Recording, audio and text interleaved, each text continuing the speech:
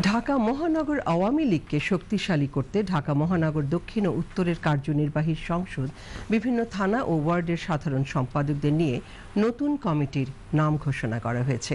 আজ ধানমন্ডির ৩-এর দলীয় কার্যালয়ে বাংলাদেশ আওয়ামী লীগের সাধারণ সম্পাদক সৈয়দ আশরাফুল ইসলাম এই কমিটির নাম ঘোষণা করেন।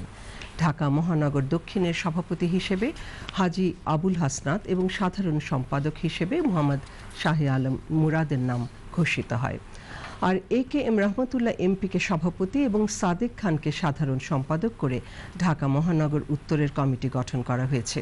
এ সময় আওয়ামী লীগের যুগ্ম সাধারণ সম্পাদক মাহবুবুল আলম হানিফ, জাহাঙ্গীর কবির নানক, ডাক্তার দীপু মনি, কৃষি বিষয়ক সম্পাদক ডক্টর আব্দুর রাজ্জাক, আন্তর্জাতিক বিষয়ক সম্পাদক ফারুক খান, তথ্য গবেষণা সম্পাদক আফজাল হোসেন, দপ্তর সম্পাদক ডক্টর আব্দুস সোবহান গোলাপ সহ কেন্দ্রীয় নেতৃবৃন্দ উপস্থিত ছিলেন। এছাড়া আওয়ামী লীগ দক্ষিণ ও উত্তরের ৫০টি থানা, ১২০টি ওয়ার্ড ও ইউনিয়নের সভাপতি ও সাধারণ সম্পাদকের নাম ঘোষণা করা হয়েছে। সৈয়দ আশরাফুল ইসলাম বলেন, আগামী নির্বাচনে এই কমিটি শক্তিশালী ভূমিকা রাখবে। প্রেসিডেন্ট সেক্রেটারি নির্বাচিত হয়েছে।